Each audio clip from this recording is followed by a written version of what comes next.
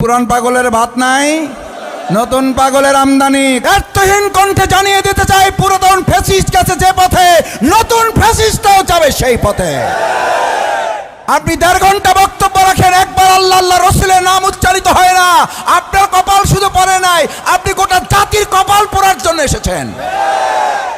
আমার সম্মানিত ভাই এবং বন্ধুগণ, যে আল্লাহ তাআলা আসমানের মালিক, যে আল্লাহ তাআলা জমিনে বসে আছেন, এই জমিনের মালিক, এই আসমান যার, জমিন যার, আইন চলবে অন্যের। আইন চলবে কার? এই কথা জামাত ইসলামীর, এই কথা ইসলামী ছাত্র শিবিরের, এই কথা চরমনাই পীর সাহেবের, এই কথা শর্ষিনা পীর সাহেবের। জমিন যার, আইন চলবে তার, এই কথা কার? তাহলে আমার ভোট আমি দেব যাকে খুশি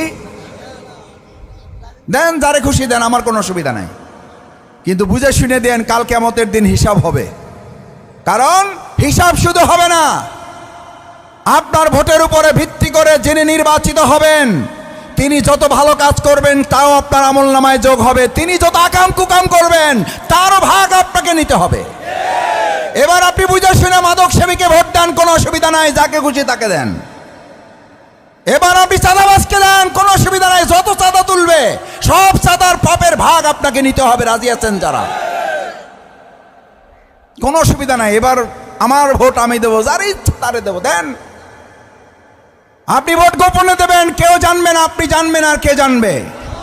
আল্লাহর কাছে জবাব দিয়ে আপনার করতে হবে। শফিকুল ইসলাম মাসুদের কাছে না, জামাত ইসলামীর কাছে না, প্রধান উপদেষ্টা র্যাবের কাছে না, গোয়েন্দা